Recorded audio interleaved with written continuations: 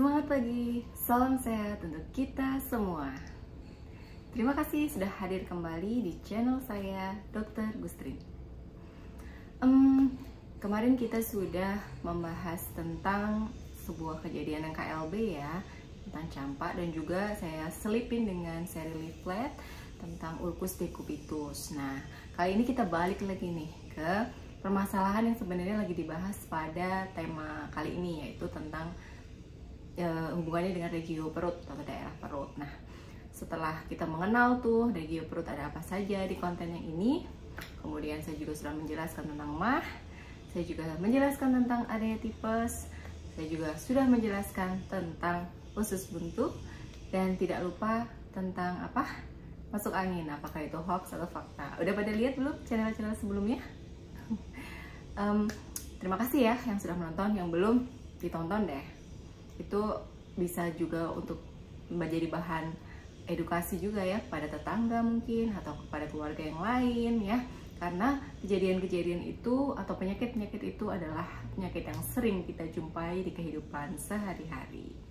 Nah, sekarang kembali ke regio perut ya, kita mau membahas apa nih? Nah, kali ini saya ingin bercerita tentang kabar yang sempat tersiar di pertengahan tahun 2022 lalu ya, yaitu adanya kejadian hepatitis yang unknown origin, yang tidak diketahui penyebab pastinya apa. Nah, hepatitis ya berasal dari kata hepar dan itis.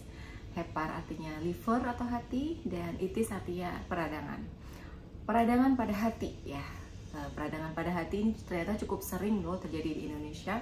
Bahkan data pada bulan Juli tahun 2022 lalu ya, pada hari hepatitis sedunia itu disampaikan bahwa Indonesia ini termasuk memiliki angka kejadian hepatitis B khususnya yang cukup tinggi ya. Dengan adanya kasus ini berarti kan kita harus waspada nih. Sebenarnya ada apa? Kenapa di Indonesia ini banyak kejadian? Nah, kalau kemarin ada hepatitis of unknown origin yang tidak diketahui penyebabnya, sebenarnya kita juga bisa berkaca pada berbagai penyebab hepatitis yang lain. Nah, dari hepatitis yang sering kita jumpai, yang paling sering adalah hepatitis karena virus ya. Hepatitis karena virus ternyata banyak sekali. Salah satu yang paling kita kenal ya hepatitis B ya. Tapi nanti kita akan coba bahas tentang hepatitis lain yang ini saya bagi menjadi mungkin beberapa part ya, karena takutnya terlalu panjang. Dan pada part pertama ini saya ingin bercerita sedikit dong tentang fungsi dari organ yang disebut hati ya. Tak kenal maka tak sayang, kita tak bisa menjaga bila kita tidak tahu peran dan fungsinya si hati ini pada tubuh kita. Maka kita kenalan dulu yuk dengan anatomi dan fisiologi, atau kita bisa sebut dengan struktur dan fungsi dari organ hati.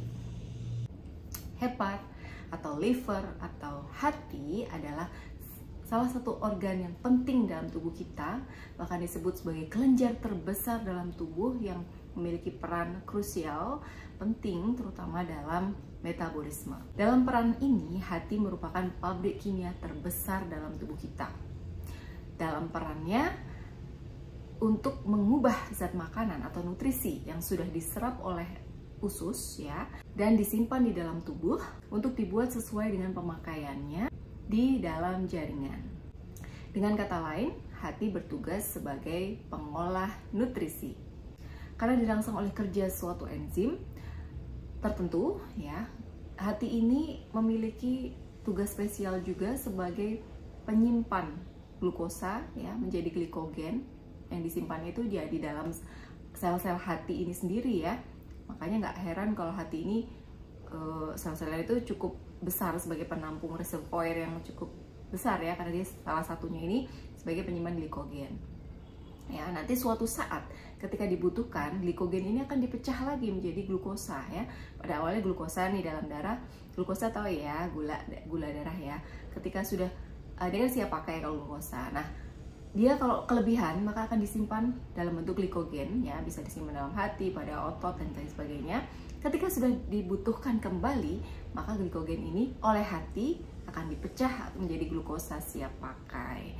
Nah, karena peran ini, maka tak heran kalau hati ini memiliki peran yang besar dalam mengendalikan kadar gula darah ya di dalam tubuh kita, bertahan dari 80 sampai 100 mg per 100 cm kubik darah. Fungsi ini juga dibantu oleh insulin ya, yang dihasilkan oleh pankreas. Makanya kalau ada masalah pada diabetes mellitus ya, permasalahan metabolisme glukosa, ini permasalahannya adalah pada insulinnya ini ya. Insulin yang dari pankreas ini tidak bisa membantu kerja dari hepar, maka tidak ada sinergi kerjasama ya, akhirnya glukosa ini terlalu berlebihan di dalam tubuh kita gitu. Hebatnya lagi, nggak cuma glikogen atau glukosa, glikogen jadi glukosa ya, tetapi hati ini juga bisa mengubah asam amino atau protein menjadi glukosa yang siap pakai.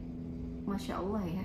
Hati juga memiliki fungsi perlindungan ya, dengan adanya detoksifikasi terhadap racun, toksin ataupun hal-hal yang membahayakan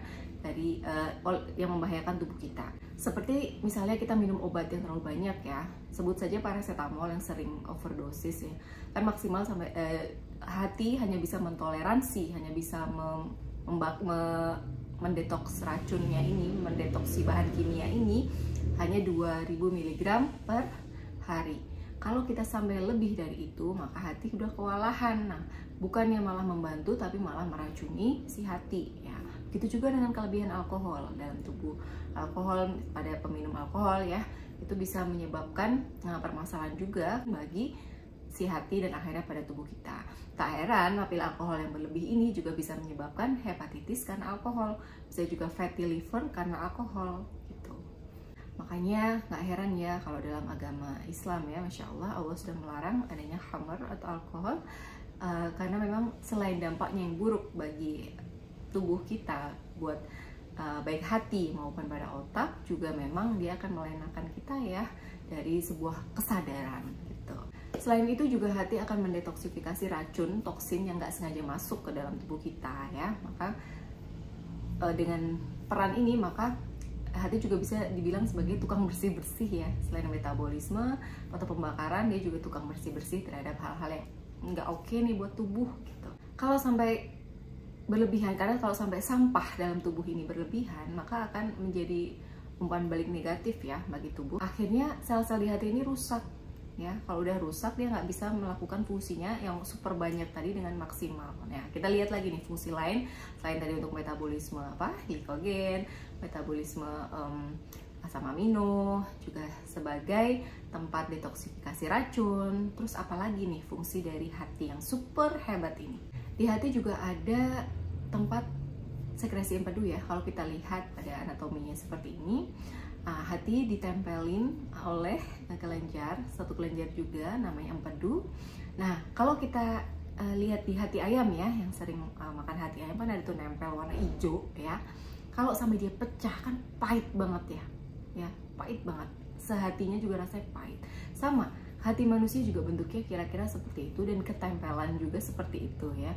Ditempel itu nanti dia mempunyai satu saluran khusus yang bersama dan akhirnya akan saling membantu kinerja, akan membantu kinerja dari hati ini. Empedu yang dihasilkan ada terutama yaitu garam empedu. Kalau lainnya itu dihasilkan dari sistem atau jaringan lain yang juga disalurkan dari empedu, tetapi yang pada empedunya ini sendiri nih yang disalurkan ke hati, terutama unsur garamnya ya, garam empedu. Hati juga selain dari tadi kita bilang, saya ada satu kelupaan ya, tadi glikogen ya, glukosa udah, kemudian asam amino ke glukosa udah. Nah, satu lagi adalah lemak ya. Hati juga berperan dalam metabolisme lemak. Hati menyiapkan lemak untuk metabolisme terakhirnya menjadi asam karbonat dan air. Garam empedulah yang berperan dalam pencernaan dan penyerapan lemak di hati.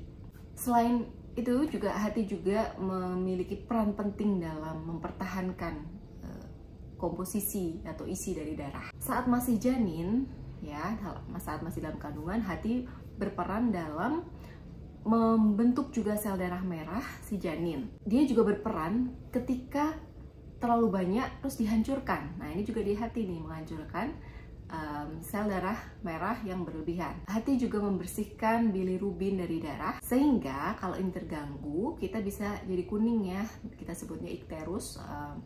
terutama pada kulit dan sklera ya. Nanti kita bahas tersendiri ya tentang ikterus ya. Hati juga menyusun komponen darah yang lain selain sel darah merah. Tak lupa hati juga adalah sebuah reservoir atau tempat penyimpanan yang baik dalam tubuh. Tadi sudah kita dengar bersama bahwa hati bisa menyimpan glikogen, bisa menyimpan lemak ya, bisa menyimpan dan membreakdown asam amino, dan dia juga karena perannya dalam darah tadi ya, dalam hubungan dengan darah, dia juga menyimpan hematin dan Fa atau zat besi. Makanya kalau kurang darah nih, kurang Fa nih, kita dianjurkan makan hati ya, karena di situ ada reservoir Fa itu zat besi yang baik. Bukan makan hati ya, tapi makan hati, definisi hati sesungguhnya ya, hati ayam atau hati sapi gitu ya. Hati juga adalah tempat penyimpanan yang baik untuk vitamin A dan D ya. Karena fungsinya yang baik dalam metabolisme tubuh, maka hati ini juga secara tidak langsung akan menaikkan, menjaga suhu tubuh ya. Karena dia punya pembakaran, maka dia akan membentuk kalor ya, panas. Akhirnya suhu tubuh juga secara tidak langsung terjaga ya. Karena dari fungsi metabolisme tadi, darah kan yang lewat ke hati ini kan jadinya panas ya. Nah, itu akan diedarkan ke seluruh tubuh, akan turut membantu dalam menjaga panas tubuh. Oke, demikian nih tentang struktur dan fungsi hati. Kalau memang ada yang masih bingung atau dok penjelasannya kok kayak gitu sih, ada yang kurang jelas nih, silahkan di kolom komentar ya. Saya tutup di part 1 ini hanya pada struktur dan fungsi. Selanjutnya kita akan di part selanjutnya ya, kita akan membahas tentang hepatitis. Stay tune ya.